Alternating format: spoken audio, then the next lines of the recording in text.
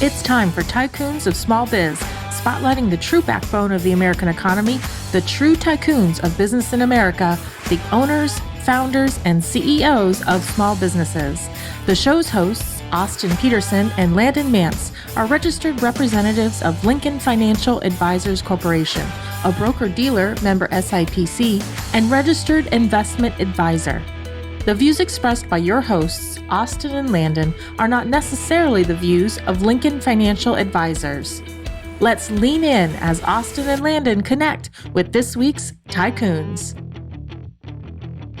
Good afternoon, Tycoons, and welcome to today's episode of Tycoons of Small Biz. I'm your host, as always, Austin Peterson, coming to you live from Scottsdale, Arizona, joined by my co-host, as always, Landon Mance, live from Las Vegas, Nevada, otherwise known as the man who should never be required to wear a mask.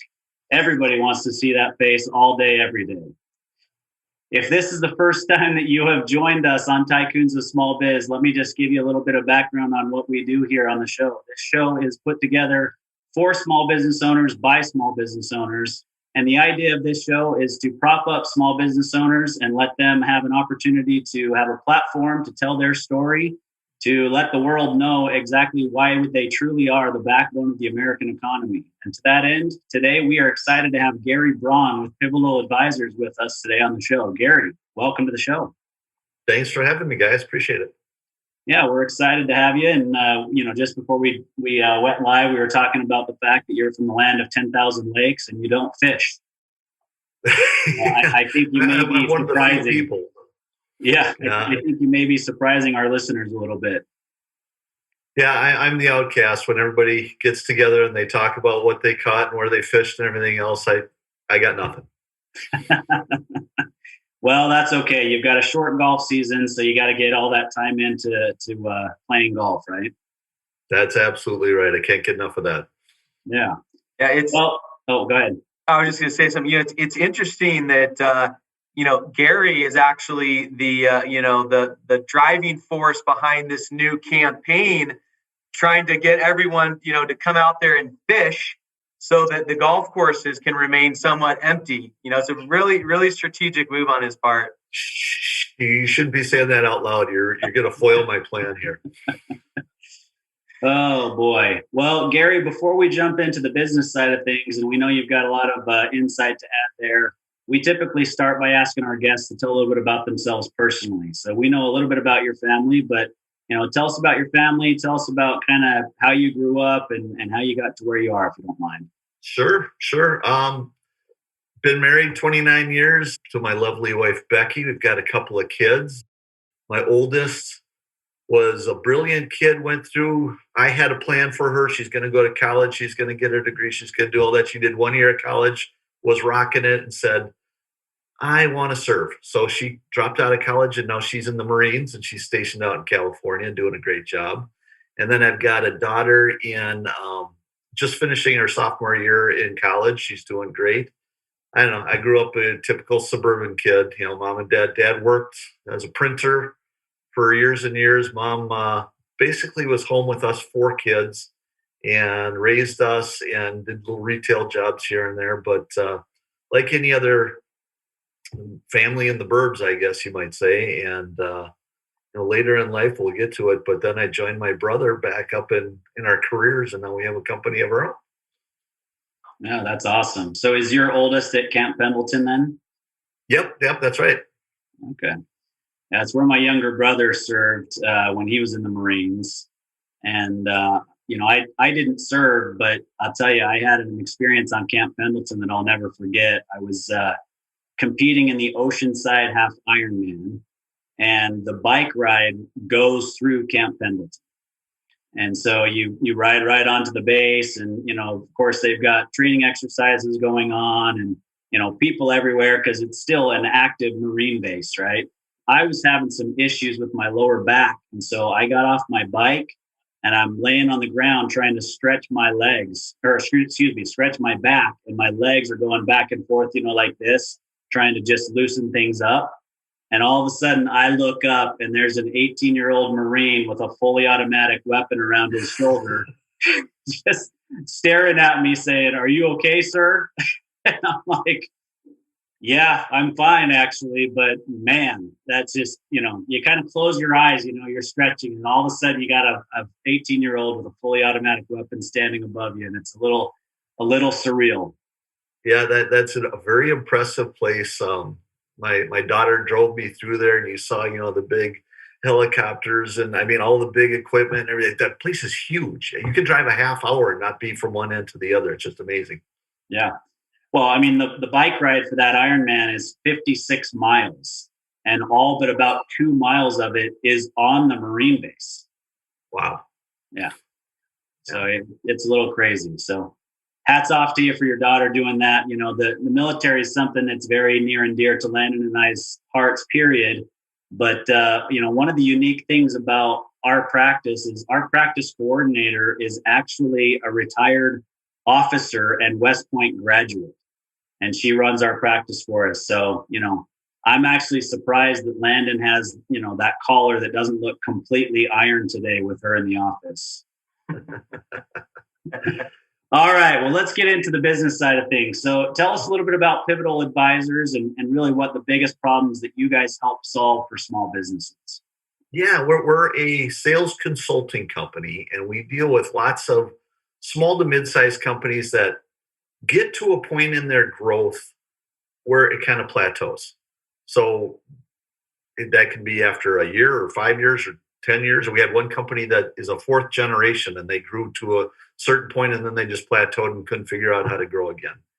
And it's funny that a lot of these companies, they get to their growth because they got a really good core group of people with good products and services in the right market.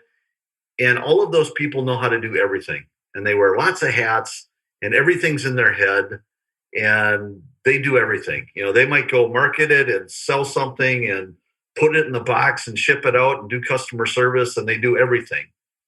And that works for a really long time. But at some point, that's not a super scalable solution. And that's really where Pivotal Advisors comes in on the sales front. So we help them figure out where's growth going to come from? How do we get the right team in place? How do we hire the right people, onboard them? How do we get repeatable process so we're not just relying on that core group of people? Or in a lot of cases, you go to a lot of these small businesses and you got one or two salespeople that carry the big load for everybody, and the rest of the team kind of flails. So how do we get a repeatable process where everybody's successful? How do we measure the right things? How do we manage the right people? How do we get the right comp plans in place to drive them? And that's really us, is creating the sales operating system, if you will, that allow these companies to get to the next level. Gotcha. So it's not necessarily focused on sales skills, for example, but it's about the organization, the sales organization within the organization to kind of help them scale that organization. Is that fair to say? Yeah, that's really well said. There's tons of sales training companies out there, and I've been through a lot of the trainings, and I think there's really good trainings. And actually, that's one of the things that a lot of owners try to do, and they can't figure out how to get to that next level, is they go to sales training, and they invest a bunch of money in it, and then they don't enforce it and don't coach to it, and then 30, 60 days later, it's back to their old habits. So we're not about that. There is good training. I like a lot of the training that's out there.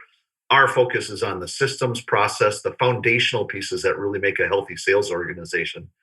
And the thing that really drives all of those things I was just talking about is the sales leader. And that sales leader sits in the middle, and 9 times out of 10, that sales leader was a really good salesperson who got promoted. Nobody teaches them how to hire or coach or have a difficult conversation or develop a comp plan or set strategy. That's where we come in. We help those people really become effective leaders and get the things in place that can help them scale. Yeah, I think you made an important point there, that most of the time the best salesperson becomes the sales manager or the sales VP at some point. And quite honestly, I mean, I've been in my career for 20 years, and I was in my current career for 20 years, and in sales before that. And so I've seen it really my whole life. But the reality is, most really good salespeople don't make really good sales managers or really good sales VPs. Sometimes the middle of the road salesperson that knows how to sell but has other skills and talents and abilities becomes the better sales manager or sales VP.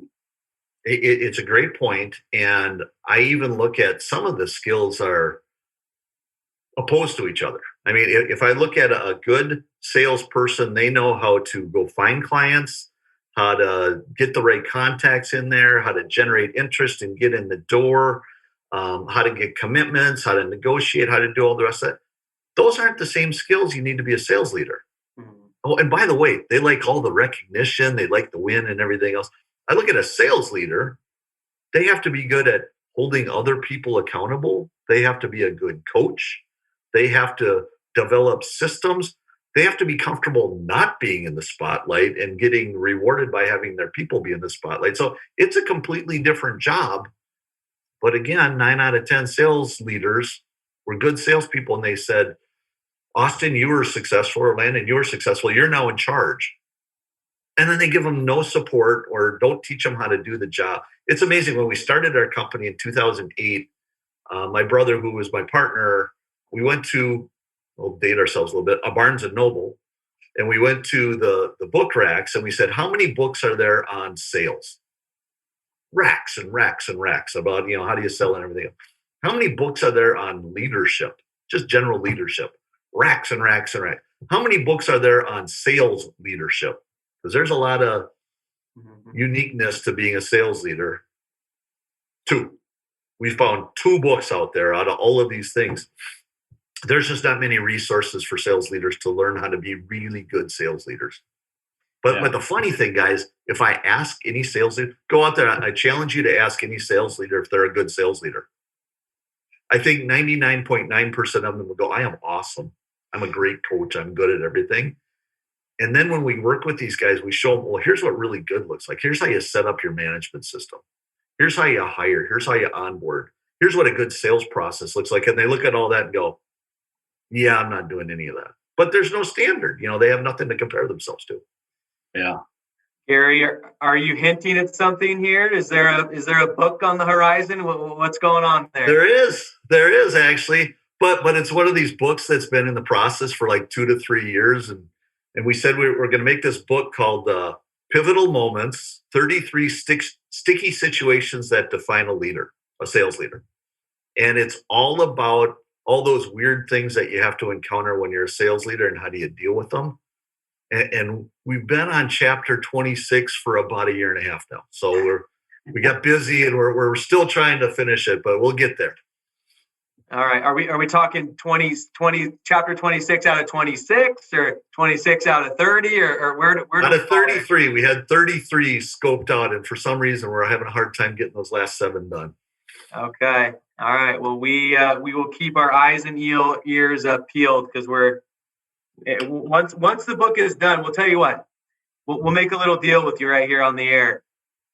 In an effort to help you get that book done, maybe by the end of this calendar year, as soon as you have the book done and you're ready to start promoting it, we'll have you back on and you can tell us all about it.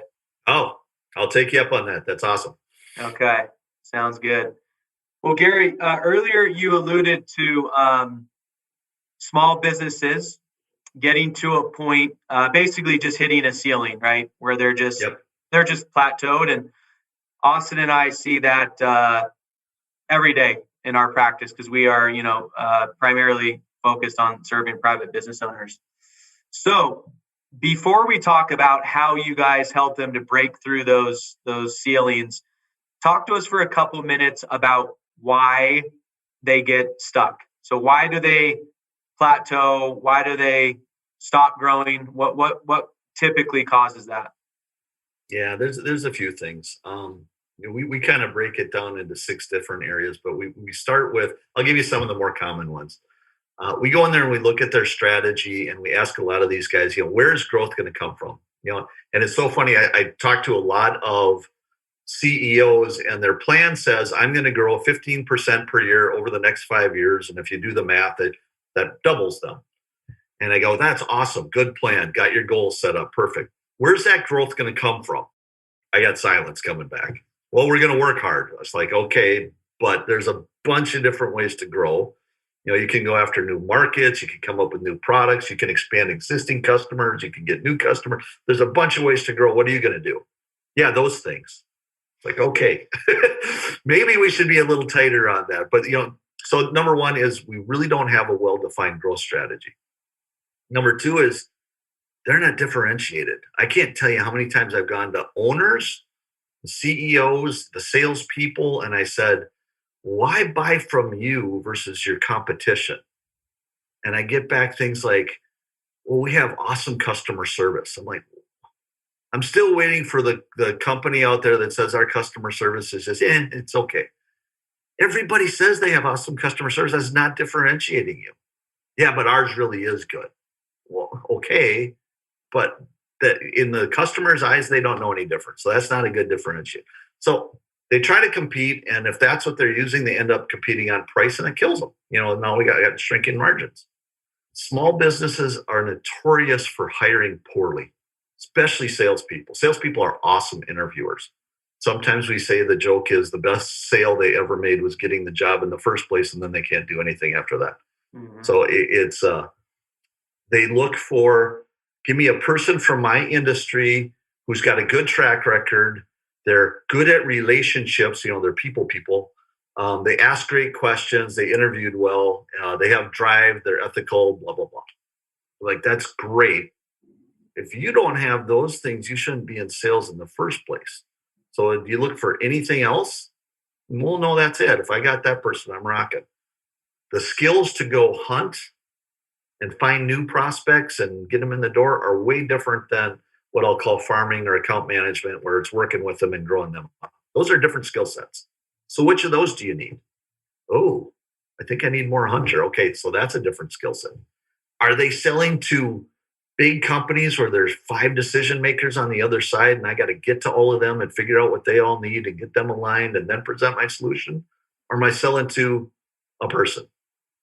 Oh, because those are way different skill sets. If you've ever sold enterprise versus small business, that's way different. Okay, which one of those do you, are you the premium where you are the high price person on the block and you got to justify your price? Because that's way different than the discount person. And I can go on and on and on. And they don't consider any of that. They just hire people and they get them there. They don't like them. They turn them over. And sales leaders are even worse. They bring in a sales leader because they were a good salesperson. You know what the average tenure of a sales leader is today? They do this study about every year. 3 years. And I just said pretty short. 20 months? 20 months. All right. I'm sorry. Yeah, 20 months. Just under 2 years. We get them in there. We hire poorly. We get them in there. We don't give them any support. We get frustrated. We fire them. We get a new one. Or we promote our next guy. So they struggle with strategy. They struggle with people. We don't have repeatable process. I mentioned that before. 1 or 2 people got it figured out, but it's all in their head and nobody else knows what they do. Where they really struggle is that I'll call it a performance discussion. When the sales leader sits down with the salesperson and they have a conversation, it usually looks like this. Hey, Landon, what's going on with ABC company? Oh, is that going to come in this month? Okay. You might want to give them a call. And what about XYZ? And what about and it's a pipeline review, and you might deal strategize and whatnot, but there's zero value in that for the salesperson. And a good performance discussion looks like this and go, hey, Landon, your plan says, which assumes they have a plan, that you're supposed to get, 5 new opportunities a month. You've averaged 3 for the last 2 months in a row. So if we stay on this pace, we're not going to hit our goal. So Landon, what do you think we need to do differently? And we talk and we come up with new ideas and we come up with new plans and we make adjustments. Sales leaders are just not trained to do that. It's a deal review. It's a forecasting. It's a deal strategy. And we don't have performance discussions and really try to improve the sales people. And that's a crisis, I would call it, in the sales management field. And that's a big fall down. So it's a lot of accountability and coaching and development, and that sales leader sitting in the middle trying to figure out how to do that. Well, and I think it's just a cycle, right? It just goes round and round because the salesperson becomes the sales leader, and the only way that they interacted with their sales leader in the past was exactly the way that you just described it. Let's take a look at your pipeline. Is there anything you need from me to help you close that? Let's make a phone call. Are we going to close that by the end of the month? It literally is just this cycle of that's the only thing I've ever seen. So that's how it's done. Yeah. And to my earlier point, and they think that that's right. And they think they're good at that. And they probably are, because nobody's ever told them the better way to do that. And here's what bothers me a lot of times too is, gee, Landon, that deal stuck in the pipeline. Let's go out together. And then the sales leader goes and takes over. And they completely run that call. They run the deal. They do everything, which is not scalable. You can't have your sales leader get out to all of the deals. And by the way, the salesperson doesn't learn anything. They're just watching. We talked before we got on the air, we were talking about golf. I never got better at golf by watching the pros swing on the range. No, I got to do it. And he's got to go, dummy, keep lifting your elbow up, keep that in. You got to watch them do it, observe, provide feedback, coach, make them good. You don't do it for them. Yeah. So I'll tell you what, I'm sure you've heard this as a joke, you guys are essentially consultants, right? Mm-hmm. So these hired guns that come in and tell a company what's wrong with their company. And then, the joke is you leave a binder of this is what you need to do to fix it, right? And then you're out the door and you got your check and you moved on. So give us an idea of what you guys do differently than most consultants, or what it is that you're doing while you're in their office to help their sales leaders become better at their job. Yeah, it's a great question. And it's funny because that's a perception that we have to battle all the time. I had one of my customers say, most consultants will take your watch from you and they'll spend, a day with it, and they'll come back and they'll tell you what time it is. It's like, okay, that's useless. When we get in there, we were fortunate early in our company to get involved with we were actually contractors for a company that was all about behavioral science. And we learned a lot about how do you shape human behavior. Just because I told you to do something or I trained you to do something doesn't mean you're going to go do it. How do you shape behavior? So when we go in there, we start by assessing what's in place today, strategy, people, process, all that good stuff. And we come back and we say, if it's working, if it's doing a good job, I ain't going to change it. Let's standardize on that. Let's get everybody doing it, not just a few of them. So we set that in one bucket. Then there's this bucket of stuff where, you're not awesome at it, but it's not killing you. And then we find this third bucket of stuff that says, if we really make a change here, whether it's a strategy or approach or whatever, and we get people executing on this, we can make a big difference. And then we stay with them for, average engagement's probably 9 to 12 months. Well, we not only document it, implement it, but then we work with the sales leader to make sure that people are actually executing on it. We can measure it. We're getting results. And then we go to the next item on our list and we keep doing the same thing. But we're in there. We got some clients that have been with us since our first year we started in 2008 because they keep coming up with new things or new markets to go after, and we just keep working with them. So it's not I don't like the binder guys. I don't, the big binder on the shelf. We're there to shape behaviors and drive adoption.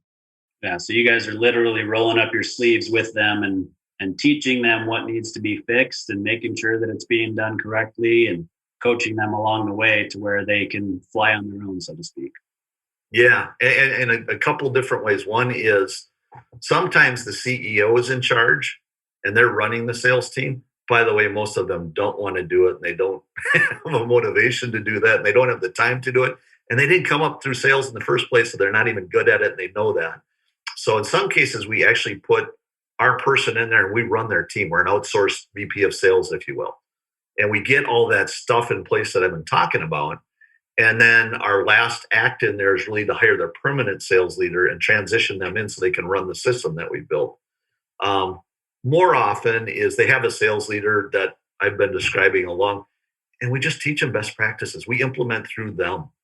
So it's either we give you the fish or we teach you to fish. Gotcha.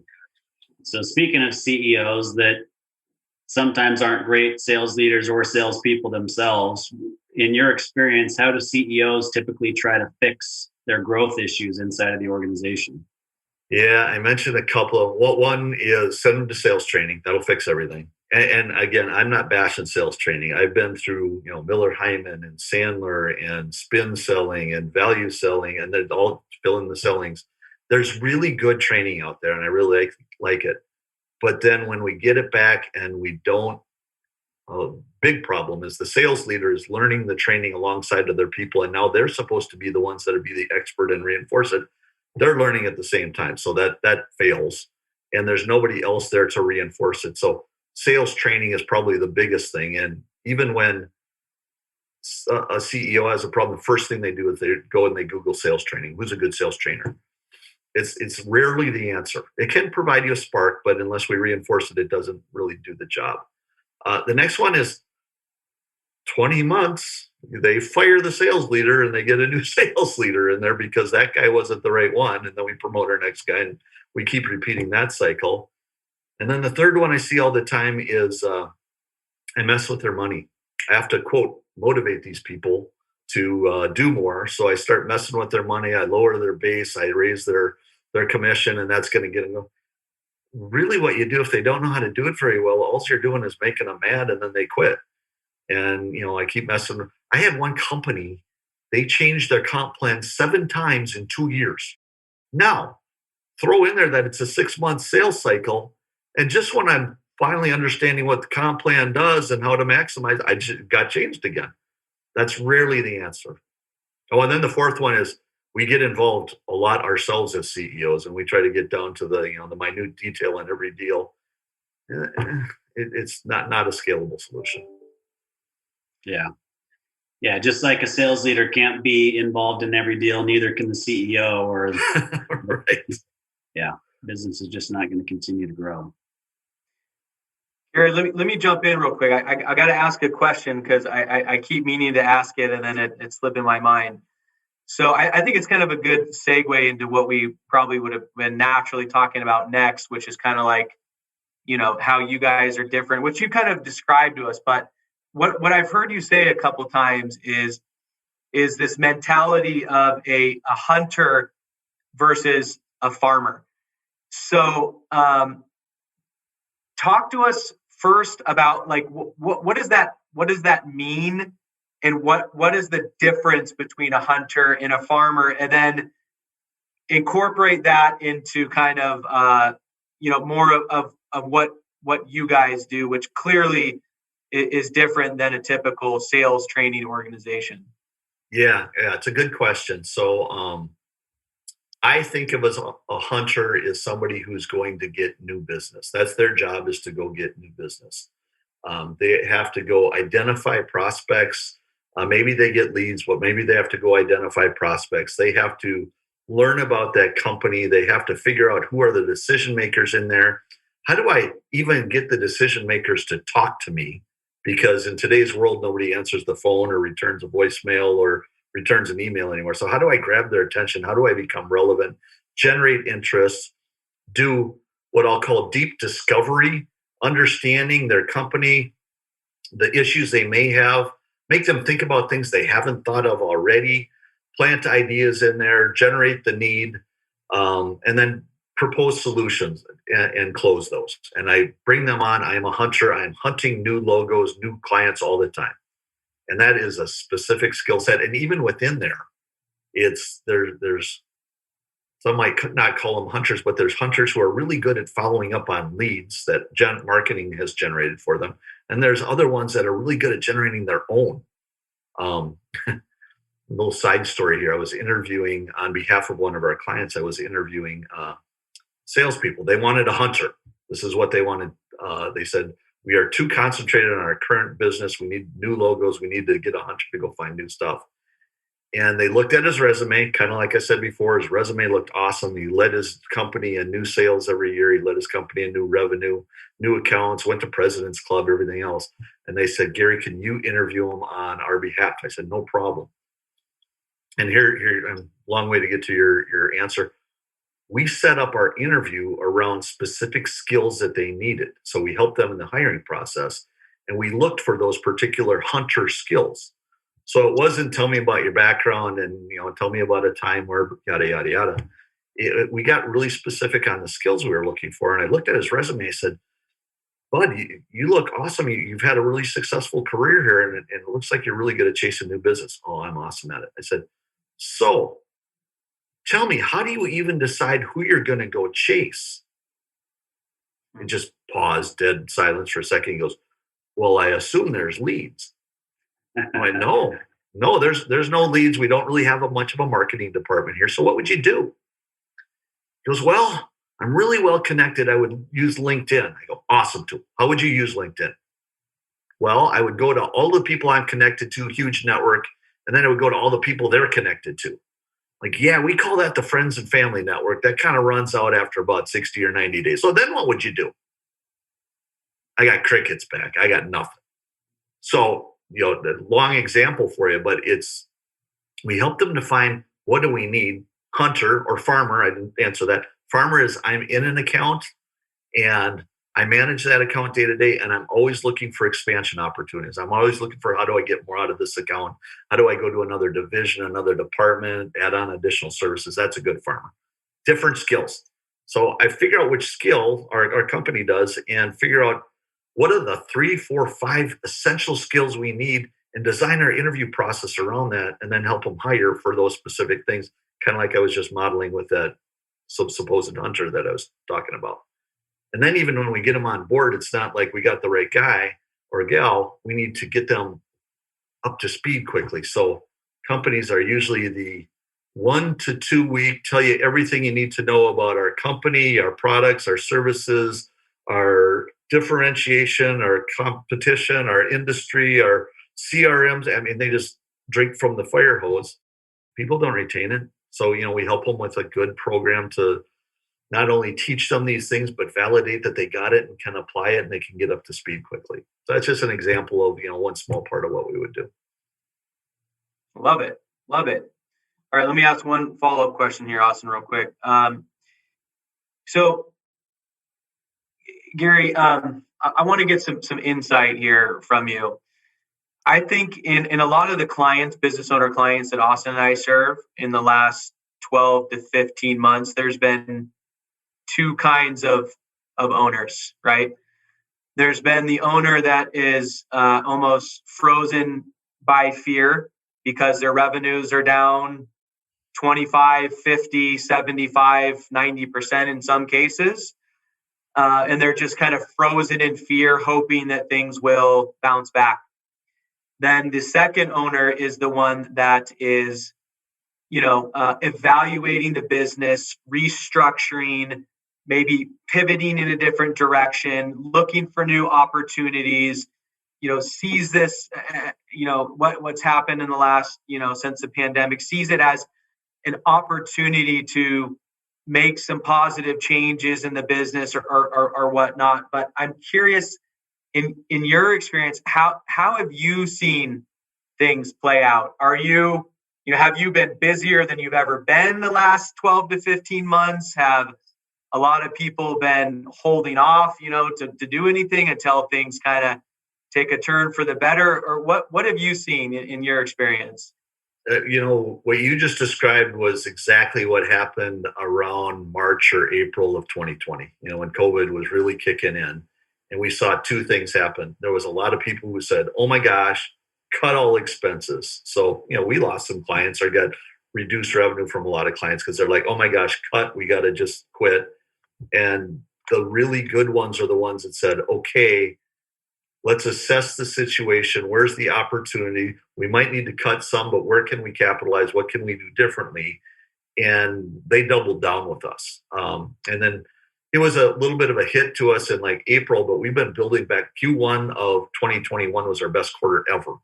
And people are really, they got supported a lot by like the PPP money and they're out of the woods, you might say. So they're not so concerned about cash flow. And now they're like, how do I take advantage of this? And one of the things that we've been talking about is, I don't care if you've been dealing with a company for 20 years and they've been a solid client, their world just got rocked. Their clients are upside down. Their cash flow is different.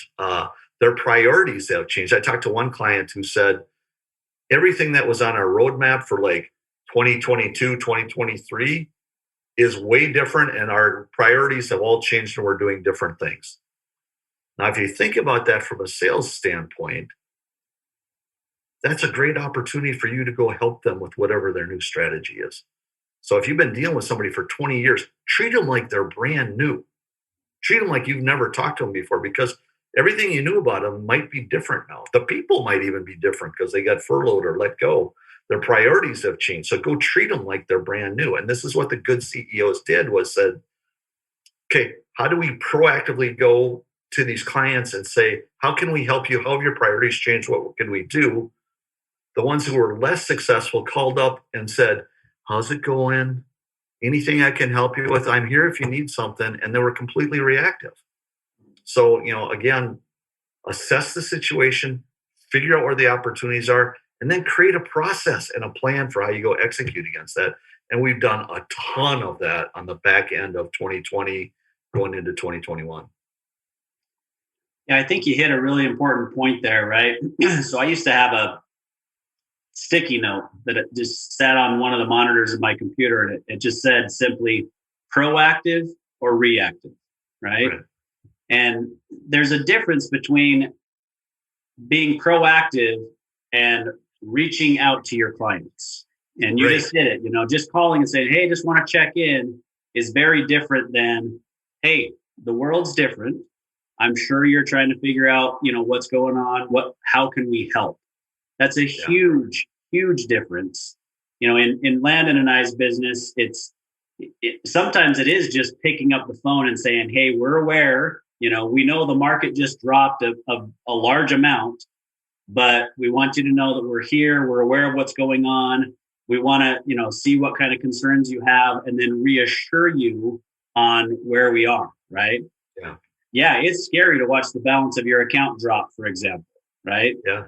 But this is what your portfolio looks like. This is what we've got going on. We're trying to shoot for a goal that's 10 or 15 or 20 years down the road, or even it's as simple as the market dropped by 30%, your portfolio dropped by 8 because we anticipated this, right? And so they understand the partnership, right?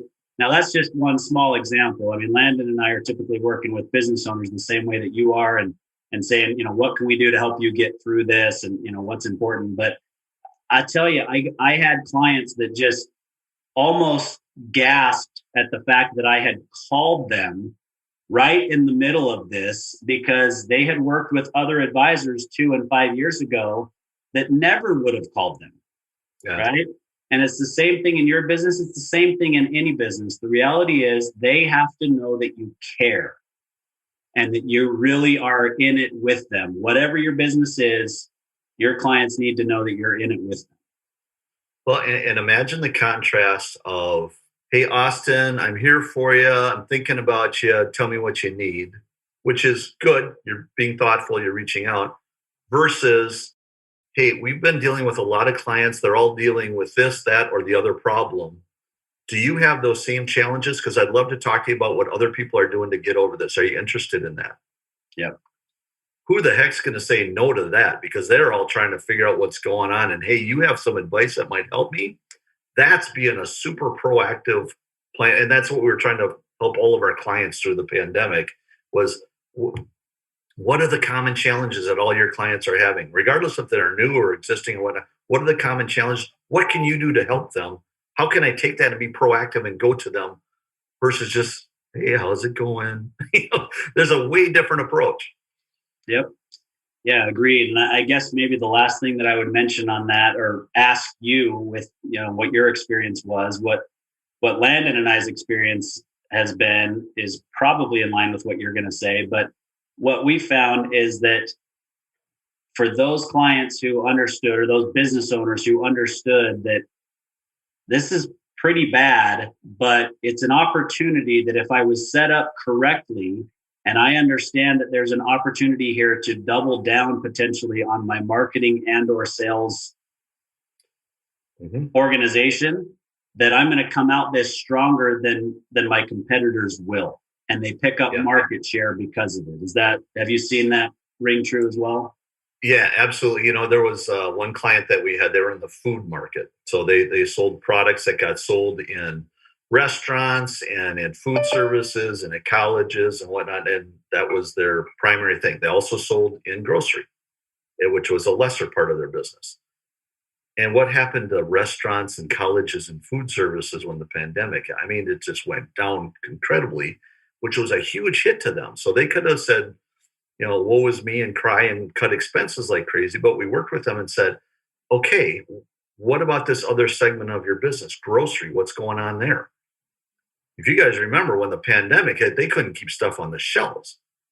So instead of their old pitch, which was, hey, can we work with you and get an end cap at the grocery store? Can we get this much shelf space? They turned around, they went to these grocery stores and they said, hey, we know that places like you are having a hard time keeping our types of products on the shelves. By the way, we're local. We can work with you on just-in-time inventory. We can do this, we can do that. What do you think? Can we get in? 60 stores immediately. And now grocery became a much bigger part of their business than the other one. That was a good pivot that they made. And that was just from assessing the situation, coming up with a proactive plan and going out and executing on it. Yeah, absolutely. I think you've got to be willing to pivot when necessary. I think a lot of businesses pivot too often, right? Mm-hmm. But the pandemic was one of those where it was, okay, this is affecting our business, maybe only in this area. So what are we going to do to make that up? Or what are we going to do to double down on certain things that we're doing so that we're ready to gather market share on the way out, because our competitors aren't thinking the way that we are. They're not putting their efforts in that they need to. They're not in a good financial position to be able to put in the efforts that we're putting in. And so it's not always that simple, but the reality is the business owners who kept a calm, level head and thought through it thoughtfully came out of this okay. Yeah. And I even take it a step further and say, with a lot of these people, they know what they want to do and they think about it and they come up with their plans, but then it really gets down to the execution level. Can my salespeople go execute on whatever strategy I just came up with and whatever pivot I'm going to do? And that's really where we come in a lot. Is just because you wrote it down, you had a brilliant idea, doesn't mean all the salespeople are going to be proficient at doing that.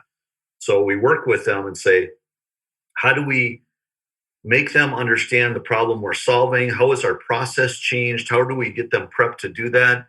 Mr. and Mrs. Sales Leader, how do we get you out there with your salespeople to make sure they're executing it the way that we've designed it and that we're getting feedback so we can make adjustments if we need it? When we get down to that tactical executional level, that's where a lot of the plans fall apart. And that's really where Pivotal Advisors comes in and really helps them, have a sound execution strategy.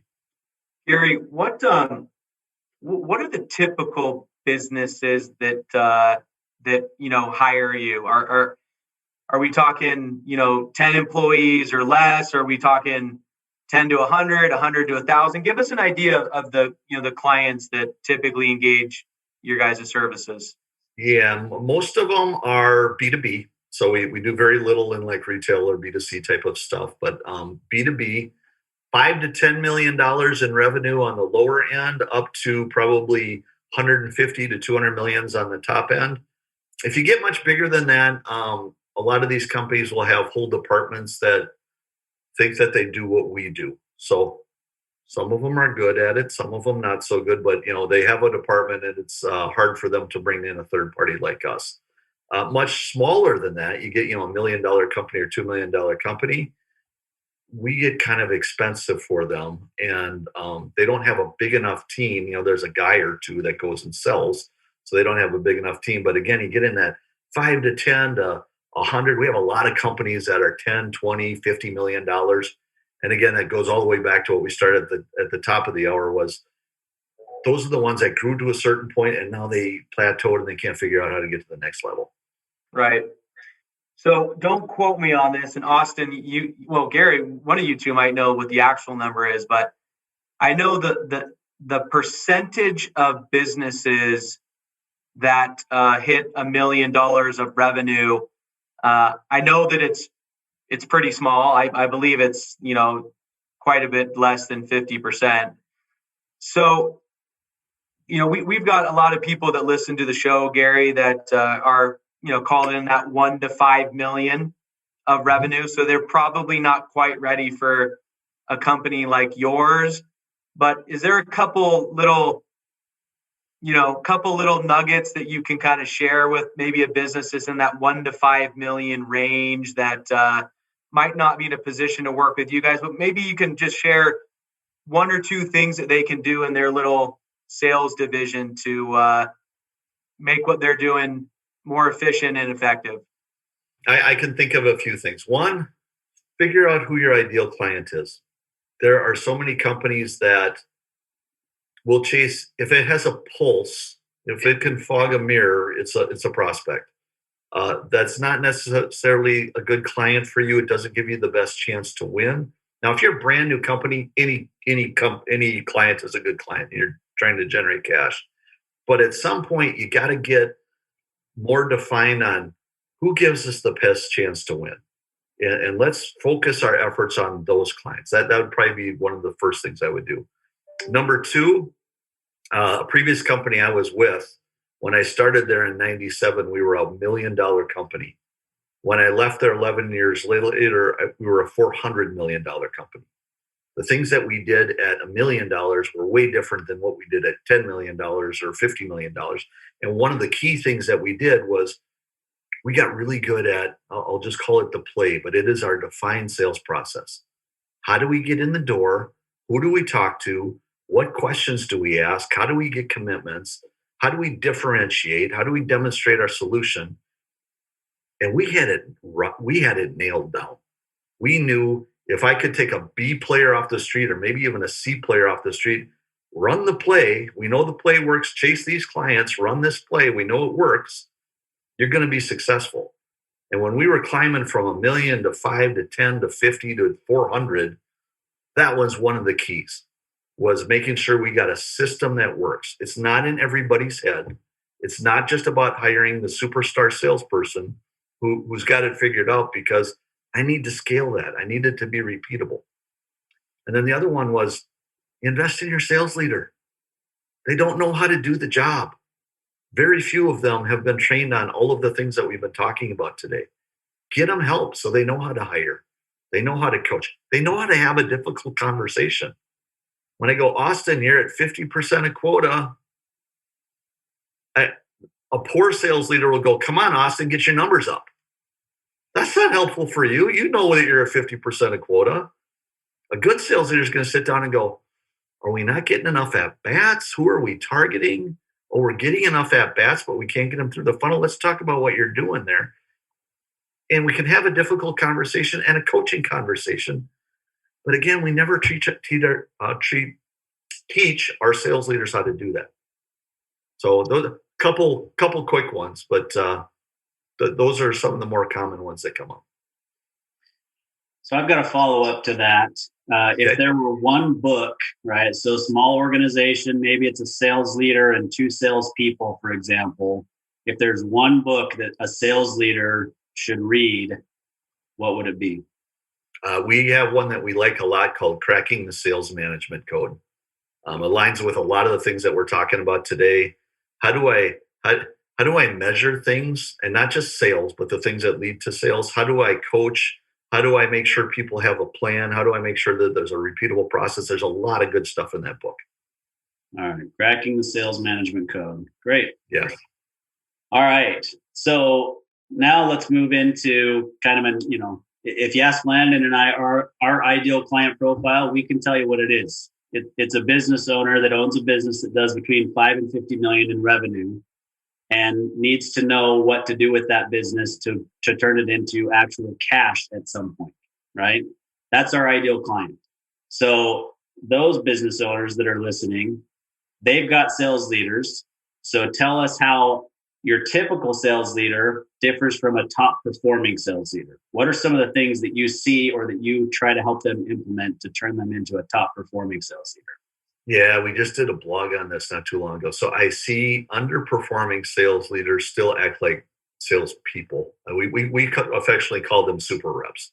They're not a sales rep anymore, but they're a super rep. They try to get their hands in everything. They try to go on the calls. They try to close the deals. They They put themselves in the middle of everything, and they are the center of attention. And they've never really graduated out of being a salesperson.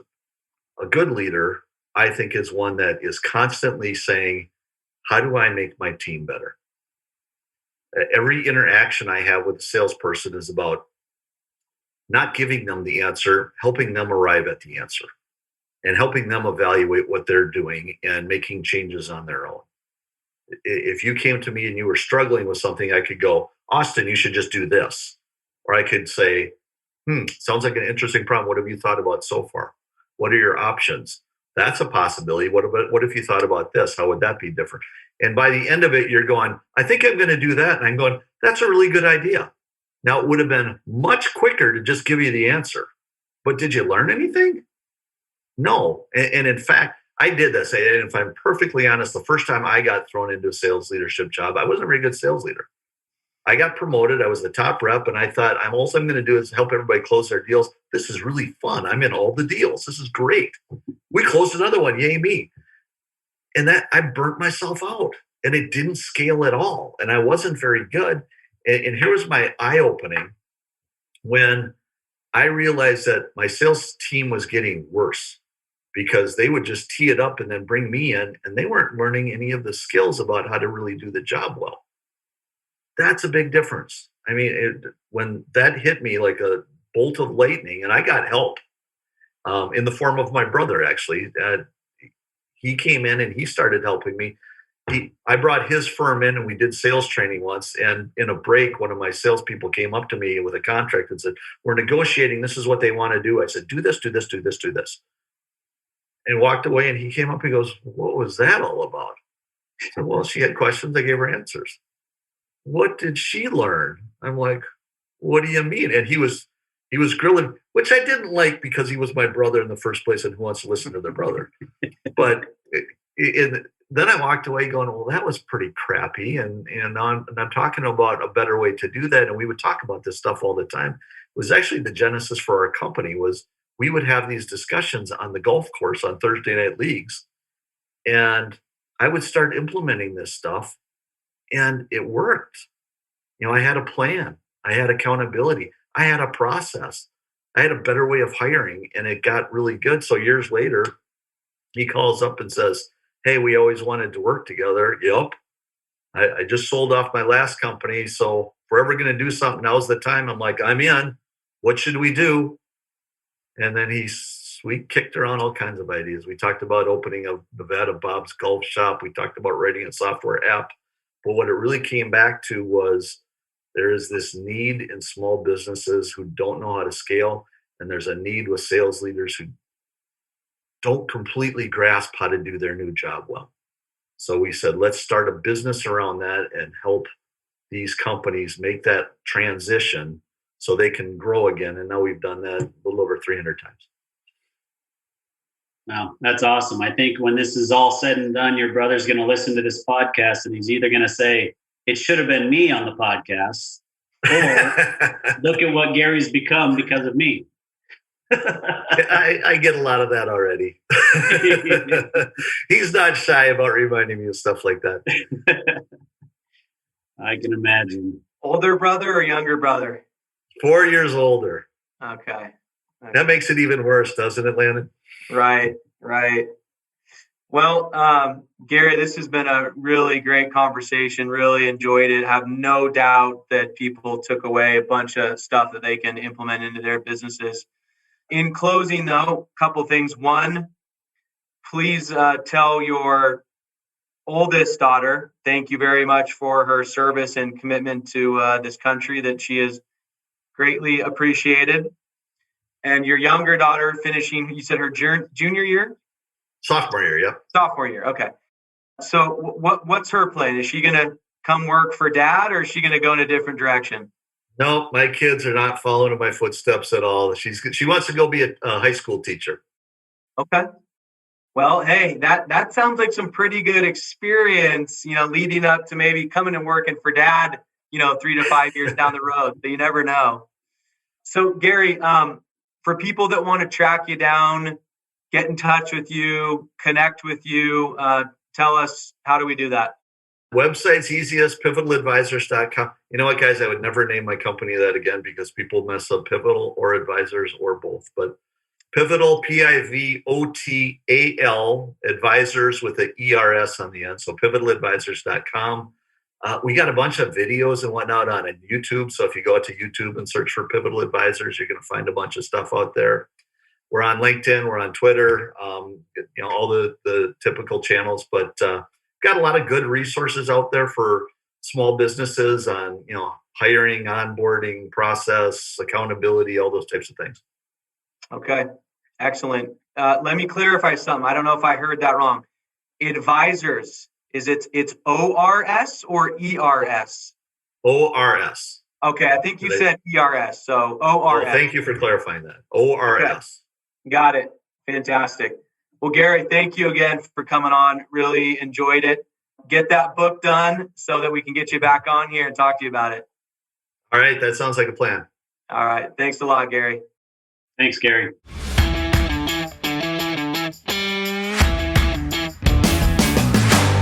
You've been listening to Tycoons of Small Biz, proudly hosted by Austin Peterson and Landon Mance.